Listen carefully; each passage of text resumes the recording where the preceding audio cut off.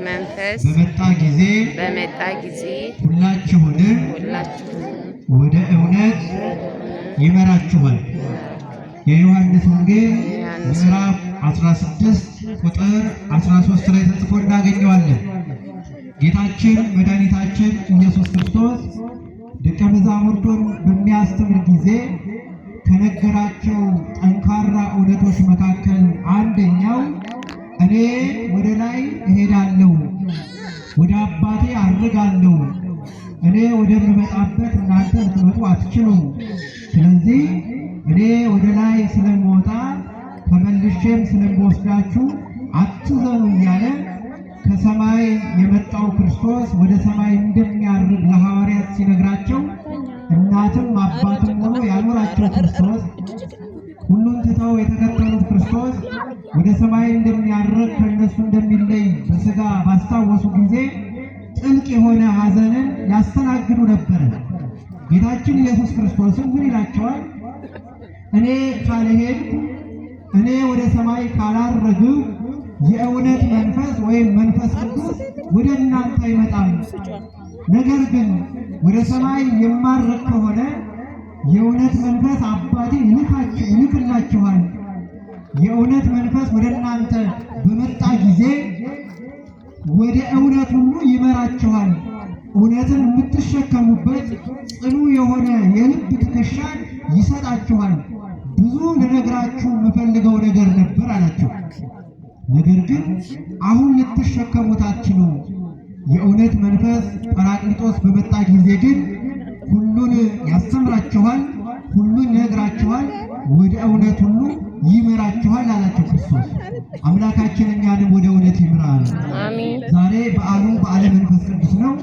የመንፈስ ቅዱስ በዓል በሰፊው በቤተ ክርስቲያን የሚነገርበት ነው። ስለ መንፈስ ቅዱስ ብዙ ይነገራል። ቤተ ክርስቲያን በሰፊው ታስተምራለች። አገልግሎቷን ሁሉ በመንፈስ ቅዱስ መሪነት ትፈጽማለች። መንፈስ ቅዱስ ከሦስቱ የሥላሴ አካላት አንደኛው እንደሆነ ቤተ ክርስቲያን ታስተምራለች። ሁላችንም እንደምናውቀው አብ፣ ወልድ፣ መንፈስ ቅዱስ አንድ አምላክ፣ አንዲት መንግሥት፣ አንዲት ስልጣን እንደሆነ እናምናለን። በአባቶቻችን አስተምህሮ በመጻሕፍቱ እንደተጻፈው አንሰ ሶበ እቤ እግዚአብሔር እብል በእንተ አብ ወወልድ ወመንፈስ ቅዱስ፣ እኔ እግዚአብሔር ባልኩ ጊዜ ስለ አብ፣ ስለ ወልድ፣ ስለ መንፈስ ቅዱስ ማለቴ ነው ብለው እንዳስተማሩ መንፈስ ቅዱስ ይህንን ዓለም የፈጠረ መንፈስ ቅዱስ ዓለምን በእጁ ጨብጦ የሚገዛ የአብና የወልድ ሕይወታቸው እንደሆነ እናምናለን። እግዚአብሔር አካሉ ሦስት ነው። መለኮቱ ጌትነቱ አንድ ነው። እግዚአብሔር በስም ሦስት ነው፣ በአካል ሦስት ነው፣ በግብር ሦስት ነው፣ በባህሪ ግን አንድ ነው። እግዚአብሔር አብ፣ ወልድ፣ መንፈስ ቅዱስ ይባላል። አብ የራሱ የሆነ ፍጹም አካል፣ ፍጹም ገጽ፣ ፍጹም መልክ አለው። ወልድም የራሱ የሆነ ፍጹም አካል፣ ፍጹም ገጽ፣ ፍጹም መልክ አለው። መንፈስ ቅዱስም የራሱ የሆነ ፍጹም አካል፣ ፍጹም ገጽ፣ ፍጹም መልክ አለው። አካላቸው ሦስት ቢሆንም አንድ እግዚአብሔር ይባላል። ስንት እግዚአብሔር ንገሩኝ? አንድ እግዚአብሔር ይባላል። ታዲያ ይህ መንፈስ ቅዱስ ከመምጣቱ በፊት ሐዋርያት ምን አይነት ሕይወት ይኖሩ ነበር ካልን፣ አንደኛ ጌታችን ኢየሱስ ክርስቶስ የሚያስተምራቸውን እየረሱ ጌታን ሁልጊዜ ይጠይቁት ነበረ። ሁለተኛ ጌታችን መከራ ሲደርስበት አይሁድ ያንን ሁሉ ግፍ ሲፈጽሙበት እኛም ላይ ይህ መከራ ይደርስብናል ብለው ተበታትነው በየስፍራው ተሸሽገው በአዳራሽ ውስጥ በሩን ዘግተው በፍርሃት ይኖሩ ነበረ። የሰሙትን እውነት ለመመስከር ድፍረት አጥተው ኖረዋል ለተወሰኑ ጊዜያት። ታዲያ የሁላችን አባት መድኃኒታችን ኢየሱስ ክርስቶስ ሞትን ድል አድርጎ ከተነሳ በኋላ ለሁሉም ከተገለጠ ሞትን ማሸነፉን ካሳያቸው በኋላ በአርባኛው ቀን ወደ ቢታንያ የሚባል ስፍራ ወስዷቸው በዛ እጁንም ጭኖ ባርኮ የአብን ተስፋ ደጅ እንዲጸኑ ኃይልን እስኪቀበሉ ድረስ ከኢየሩሳሌም እንዳይወጡ የሉቃስ ወንጌል ምዕራፍ 24 ካዘዛቸው በኋላ ወደ ጽርሐ ጽዮን ወደ ኢየሩሳሌም ተመልሰው በተዘጋ አዳራሽ ውስጥ ከድንግል ማርያም ጋር በአንድነት ሆነው ይጸልዩ ነበር ይላል ምዕራፍ 2 ላይ እየሰማችሁ ነው።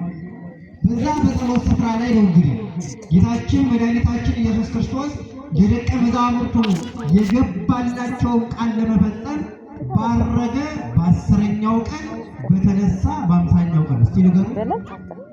ባረገ በተነሳ በ50ኛው ቀን በዝግ ቤት ሳሉ ይለናል መጽሐፍ ቅዱስ። የሐዋርያት ሥራ ምዕራፍ 2 ቁጥር 1 ላይ በተዘጋ ቤት ሳሉ በዓለ ሃምሳ የተባለው ቀን በደረሰ ጊዜ ሁሉም በአንድ ልብ ሆነው አብረው ሳሉ ድንገት እንደሚነጥቅ አውሎ ነፋስ ከሰማይ ድምፅ መጣ። በዛሬው ቀን ማለት ነው። ከሰማይ ድምፅ መጣ። ተቀምጠውም የነበሩበትን ቤት ሁሉ ሞላው። እንደ እሳትም የተከፋፈሉ ልሳኖች ታያቸው። በእያንዳንዳቸው ራስ ላይ እሳቱ ተቀመጠ። መንፈስ ቅዱስም አደረባቸው። በአገሩ ሁሉ ቋንቋ ተናገሩ። የሚያውቁት ቋንቋ አንድ ብቻ ነበረ። 71 ቋንቋ ጨመረላቸው መንፈስ ቅዱስ 72 ሆነ።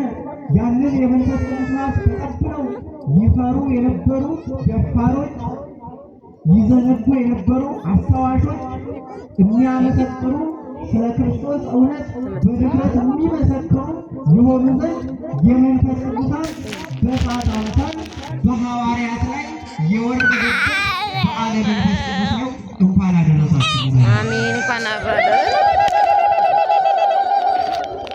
አባቶቻችን የመንፈስ ቅዱስን በዓል ወይም በዓለ ጰራቅሊጦስን ሲያስተምሩ ጰራቅሊጦስ የሚለውን ስም በተለያዩ በብዙ ፍቾች ይተረጉሙታል። እስቲ ጰራቅሊጦስ በሉ። ጰራቅሊጦስ በሉ ምናላችሁ? ጰራቅሊጦስ ማለት መንፈስ ቅዱስ ማለት ነው። ጰራቅሊጦስ የሚለው ቋንቋ የግሪክ ቋንቋ ነው። ምን ማለት ነው ጰራቅሊጦስ ብለን ስንጠይቅ ቅድም እንደነገርኳችሁ በመግቢያ ላይ ከአብ ከወልድ ከመንፈስ ቅዱስ ሶስተኛው መንፈስ ቅዱስ ጰራቅሊጦስ ይባላል።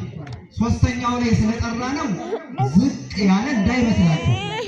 በሥላሴ ውስጥ መበላለጥ መቀዳደም የበላይ የበታች የለም። አልቦ በውስተ ቅድስት ሥላሴ ግብርናት ወኢተጋነዮ። በቅድስት ሥላሴ ውስጥ ገዥና ተገዢ የበላይና የበታች ፊተኛና ኋለኛ የለም። አብ ከወልድ ከመንፈስ ቅዱስ አይበልጥም አያንስም። ወልድም ከአብ ከመንፈስ ቅዱስ አይበልጥም አያንስም። መንፈስ ቅዱስም ከአብ ከወልድ አይበልጥም አያንስም። በአንዲት ጌትነት ዓለምን ይገዛሉ። ታዲያ ከሦስቱ አካላት ሦስተኛው አካል መንፈስ ቅዱስ ወይም ጰራቅሊጦስ ማለት ይላሉ ሊቃውንት የመጀመሪያው ናዛዚ ማለት ነው። በአማርኛው የሚያረጋጋ ማለት ነው። መንፈስ ቅዱስ ወይም ጰራቅሊጦስ ማለት የግሪክ ቋንቋ ምን የሚል የሚያረጋጋ ዓለም ሲያውከን ከእግዚአብሔር ክብር ሊለየን ኃጢአትን እያስታወሰ በእውቀት ሕሊናችን ሲናውዝ እግዚአብሔር መንፈስ ቅዱስ ይመጣና ዓለምን ጸጥ አድርጎ ያረጋገዋል። ሐዋርያትንም አረጋግቷቸዋል። እንደምታውቁት የክርስቶስ መከራ ይደርስብናል ብለው ይሰቅሉናል፣ ይገሉናል፣ ያስሩናል፣ መከራ ያጸኑብናል ብለው ሕሊናቸው ታውኮ ነበረ። መንፈስ ቅዱስ ሲመጣ ግን ሰላማቸው ተመለሰ፣ ተረጋጉ። ስለዚህ ጰራቅሊጦስ ማለት ናዛዚ የሚያረጋጋ ማለት ነው። ሁለተኛው ጰራቅሊጦስ ማለት ከሳቲ ምስጢር የሚገልጽ ማለት ነው። የመጻሕፍት ትርጓሜያቸውን የመጻሕፍት ምስጢራቸውን በሚያስደንቅ ሁኔታ ለአባቶቻችን በመግለጽ የራቀውን በማቅረብ የረቀቀውን በማጉላት አፋቸው ተከፍቶ ሕሊናቸው ሰፍቶ ስለ መንፈስ ቅዱስ ስለ ወልድ ስለ አብ በሚገባ እንዲያብራሩ የምዕመናን ወንጌልን እንዲያስተምሩ የሚጠበቅባቸውን መንፈሳዊ ድርሻ እንዲወጡ ምስጢር የሚገልጸው መንፈስ ቅዱስ ነው። ለሁላችንም የተሰወረውን ምስጢር አምላካችን ይግለጽልን። አሜን። ሌላው ጰራቅሊጦስ ማለት መንጽሔ ወይም የሚያነጻ ማለት ነው። የሚያነጻ በሉ። የሚያነጻ አልሰማችሁ? የሚያነጻ ከኃጢአት የሚያነጻ ከርኩሰት የሚያነጻ ወደ ቅድስና የሚወስድ አያችሁ። መንፈስ ቅዱስ ማለት ይህ ነው። በኋላ አባቶቻችን ስርየት ሲሰጡ ትሰማላችሁ።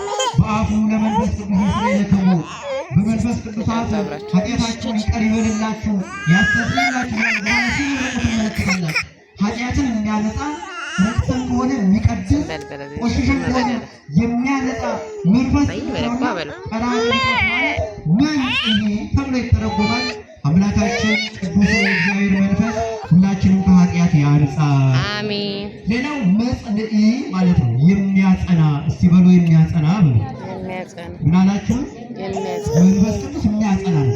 በምን የሚያጸና ካለ ምእመናንን በሃይማኖት በምግባር የሚያጸና፣ ካህናትን በአገልግሎት የሚያጸና፣ ሰማዕታትን በተጋድሏቸው የሚያጸና፣ ጻድቃንን በገዳም እያሉ በሚኖሩት የጸሎት፣ የጾም፣ የስግደት ሕይወት በርትተው እንዲኖሩ የሚያደርግ ሰማዕታት አባቶቻችን ለቅዱስ ጊዮርጊስ ሰይፍ ሲመዘዝባቸው ከተመዘዘው ሰይፍ የተነሳ ደንግጠው ኃጢአትን ሽተው እግዚአብሔርን ክደው ወደማይገባ እንዳይሄዱ የሚያጸናቸው መንፈስ ቅዱስ ነው። ከነደደው እሳት፣ ከተመዘዘው ሰይፍ፣ ከተዘጋጀው ድንጋይ ፈርተው ሃይማኖት እንዳይለውጡ የሚያጸና ሀብተ መንፈስ ቅዱስ ነው። መንፈስ ቅዱስ የሌለበት ትዳር አይጸናም። መንፈስ ቅዱስ የሌለበት ወጣትነት አይረባም። መንፈስ ቅዱስ የሌለበት ክህነት አገልግሎት ለሀገርም ለቤተ ክርስቲያንም ለምዕመንም አይጠቅሙም። መንፈስ ቅዱስ የሌለበት ማንኛውም ተግባር እንኳን ሊጠቅም ጉዳቱ ያመዝናል። መንፈስ ቅዱስ ካለበት ግን ሰው በሃይማኖት በምግባር ጸንቶ ፍጻሜውን እንዲያምር ያደርጋልና መንፈስ ቅዱስ መጽንዒ ይባላል። ሁላችንም በምግባርና በሃይማኖት ያጽናል። አሜን። ሌላው ጰራቅሊጦስ ምን ማለት ነው የሚለው ሊቃውንት ሲተረጉሙልን ጰራቅሊጦስ ማለት መስተፍስሒ ደስ የሚያሰኝ ማለት ነው ሲሆን ማለትም እስቲ ምን ስታገኙ ነው ደስ የምትሰኙ? ምን ስታገኙ ነው? አንዳንዱ ሲበላ አይደል? አንዳንዱ ሲበላ ደስ ይለው። ሌላው ምን ሲተኛ ደስ ይላል። ሌላ ሰላም ጥቂቶች ናቸው ይሄን የሚፈልጉት። አንዳንዱ በልብስ ደስ የሚሰኝ አለ። ሌላው ደግሞ ሲሾም ደስ የሚሰኝ አለ። ከፍ የሚሾም አለ።